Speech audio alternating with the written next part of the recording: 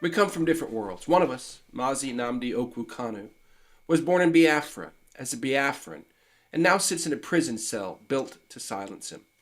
The other, Mike Arnold, was born in the United States of America, where this declaration is being delivered, and has crisscrossed the ocean 16 times because what he saw here would not let him leave.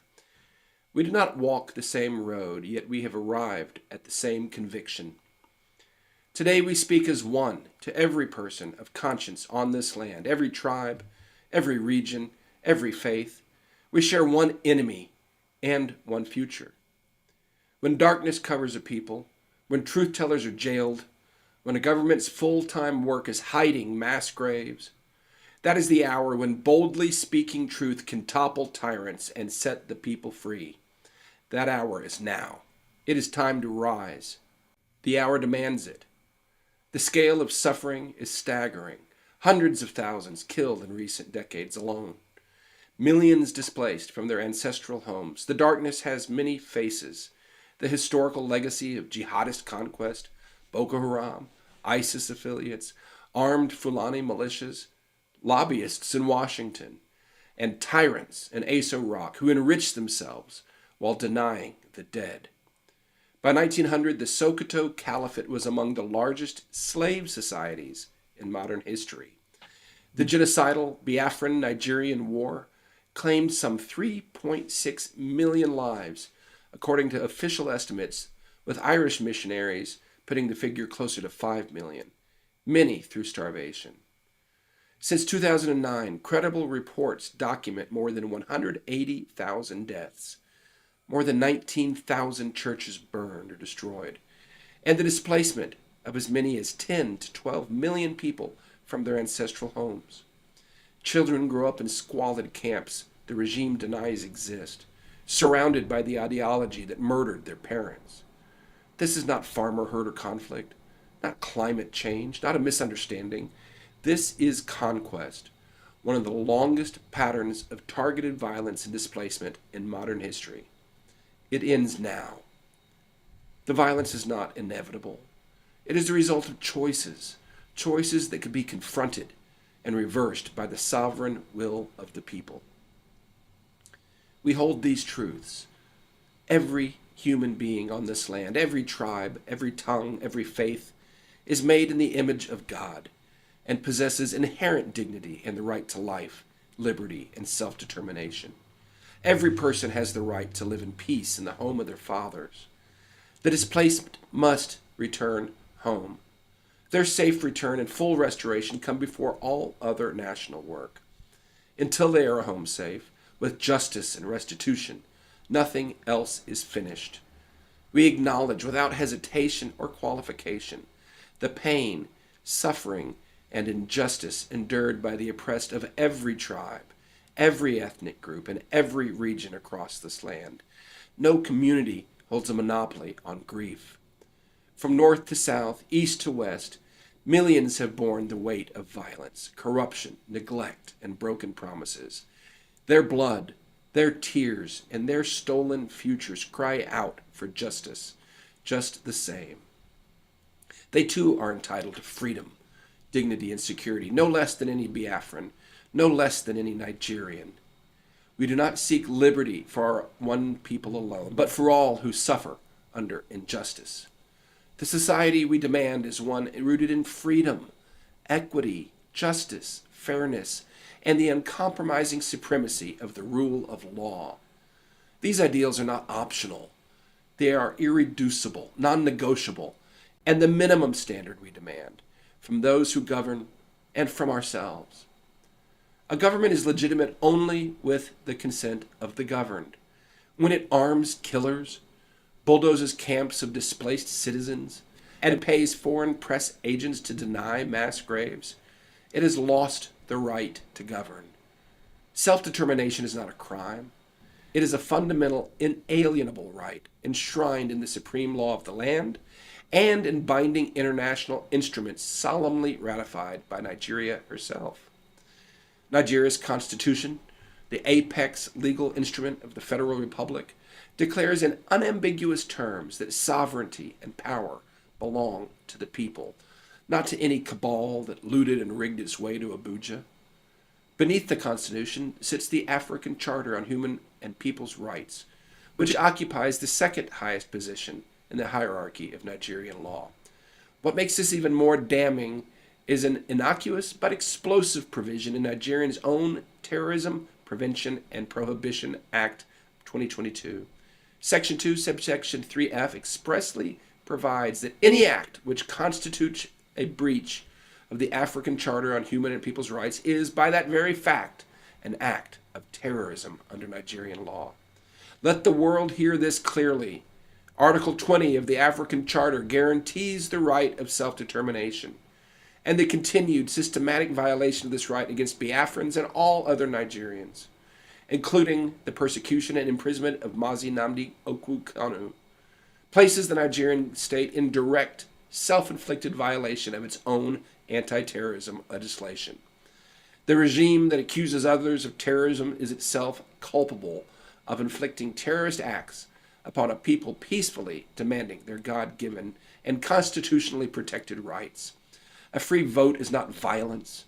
Speaking truth is not terrorism. It is the denial of these rights that constitutes the real terrorism.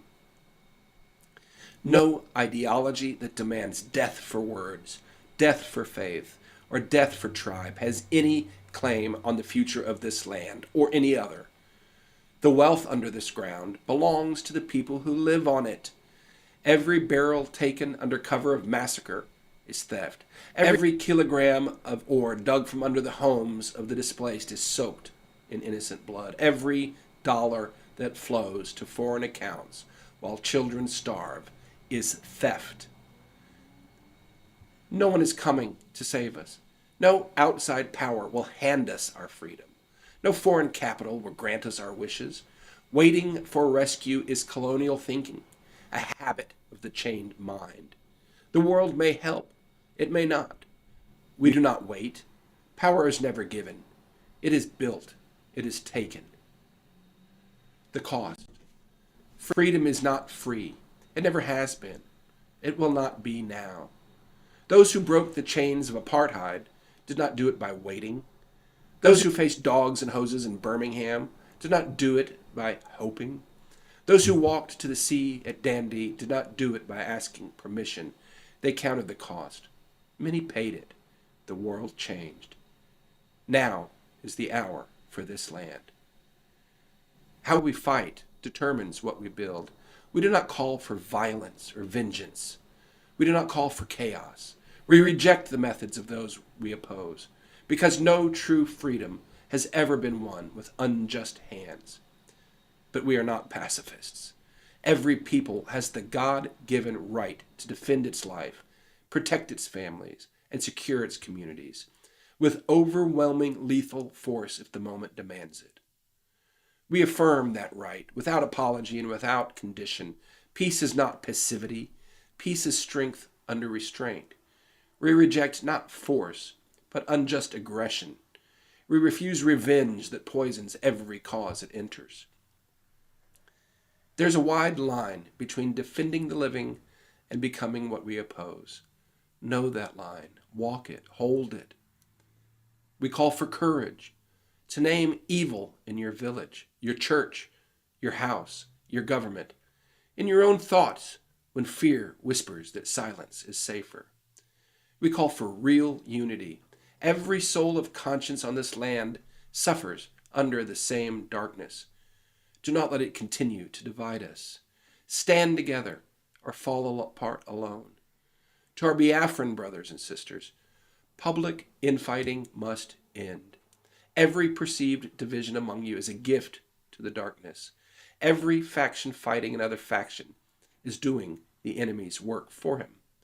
You are never each other's enemies. The cause is too great, the cost too high, the hour too late. Unite under one sense of purpose, or risk surrendering the future you seek to build.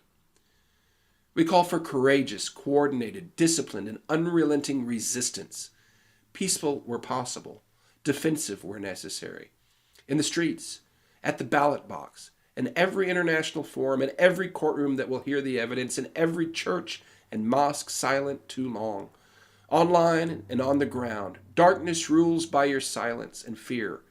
Withdraw both. We call for the transformation of governance in this land. The people must assert their sovereign will through coordinated, disciplined, and unrelenting pressure. Change must come via the peaceful but unstoppable force of a unified people, supported by moral clarity and, where possible, international oversight. Through legal and democratic action, through an internationally supervised process for a new constitutional framework and genuine self-determination, through the kind of moral force that has stopped tyrants before and will topple them again. We call on the world, every government, every faith, every human rights body, every person of conscience, to stand with the people of this land, not with the evil regime, with its people. Understand, we will not wait for you, and we will remember. Stand with us today, or watch us rise without you. To those who hold power, history is watching, and it is not kind to those who choose the wrong side of it. Pharaohs do not win in the end. They never have. You know this. Behind the lobbyists and the propaganda and the billions stolen from the ground while your own people starve, you know this. To those in authority, history shows that no regime built on fear, division, and plunder endures forever. The path of repentance and reform remains open. Choose justice over power, accountability over impunity, and the healing of this land over its continued bleeding. This regime once put on the record, starvation is a legitimate weapon of war, and we have every intention of using it. Only the methods have changed. The blockade became burned villages. Bombs became bulldozers. The darkness continues. In Europe, the right side ended the Holocaust, wrote the history books, and the world was forced to reckon. Here, the wrong side won, and the world has never reckoned with the millions murdered. That reckoning starts now. The question is not whether this land will be free. It will be free. The only question is, what will it cost and who will answer for what was done? What freedom looks like. Wherever the people of this land have been free, they rise. In medicine, law, engineering, finance, the arts. Among the most educated and entrepreneurial people on earth, they do not merely survive, they excel. But it is not happening here because the darkness won't let them. Break it and watch what happens. The North, liberated from the grip of terror. Its people free at last to build rather than conquer. The Middle Belt, healed. Its dead remembered. Its living come home. Its farms restored. Its churches rebuilt. The South, rising. Its resources belonging at last to those who live on the ground. A new constitutional order written by the people through genuine consent that respects self-determination while enabling cooperation. When this land is free, the people will not merely survive. They will lead. The benevolent giant of Africa, a multi-ethnic democracy rooted in peace, righteousness, and human dignity, putting $1 trillion of God-given wealth to work for its people and for the world. No longer a burden or a threat, a partner, a beacon to every people still waiting for their own long night to end. The free world needs this land free. The land needs the free world to finally show up, not for oil, not for minerals, but for its people. This is not a dream. It is what these people already are, everywhere they are free. Let us finally bring that freedom home. To the people, gird yourselves. The road is not short. It is not easy. Count the cost and be willing to pay it anyway. The cost of surrender is higher. It always is. Be the good ones. Be the honest ones. Be the ones found on the right side when this is over and the true history is written. Do not become what you oppose. Do not let this cause be captured by hatred, by tribalism, or by the hunger for power and personal gain that corrupts every movement that forgets its founding purpose. The cause is life. The cause is liberty. The cause is the right of every human being on this land to live in peace in the home of their fathers, to worship freely, to vote freely, to build freely. That cause is worth everything. Bring the displaced home. End the killing. Break the darkness. Draw the boundaries of peace by consent, by the voice of the people, the only authority that matters. The long night is ending. Let us stand together, not in hatred or narrow tribalism, but in defense of life, liberty, and the right of every human being to live in peace in their ancestral lands, to worship freely, and to build a future of dignity. May the God of Abraham, Isaac, Jacob, Arodi, Areli, and Eri, who delivered Israel from Pharaoh, grant us wisdom, courage, restraint, and unity to deliver his people once again.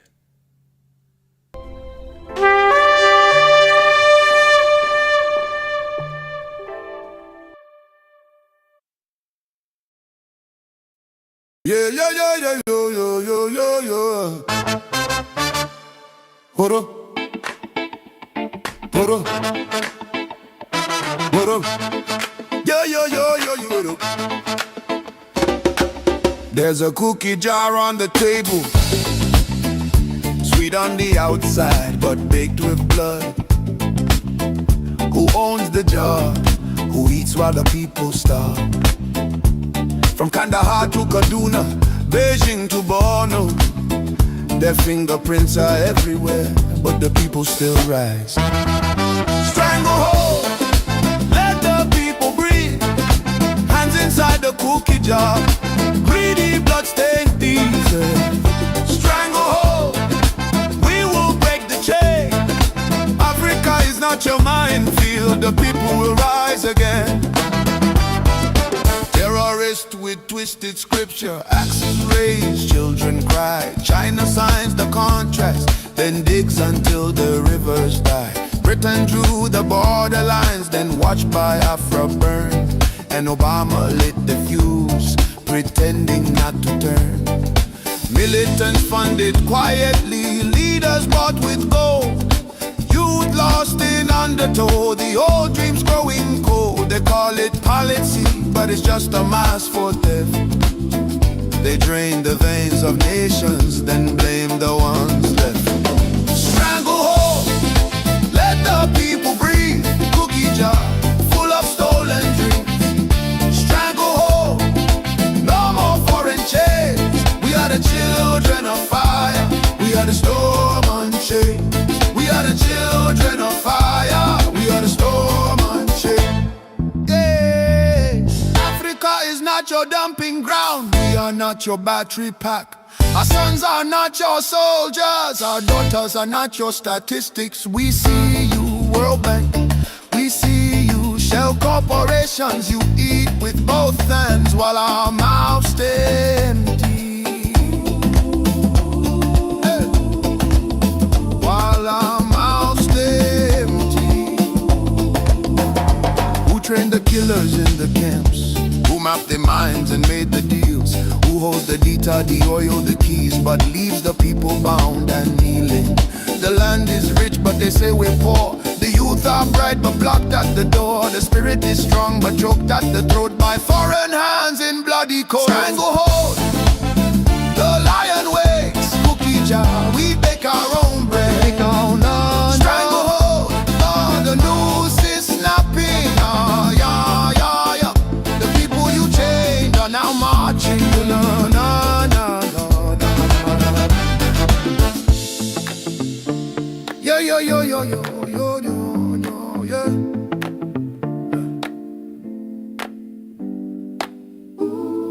The jar is not theirs.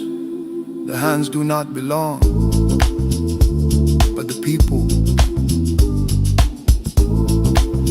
were always the seed. And when the chains fall, the world will see. This land was never weak. It was strangled, but it breathes again.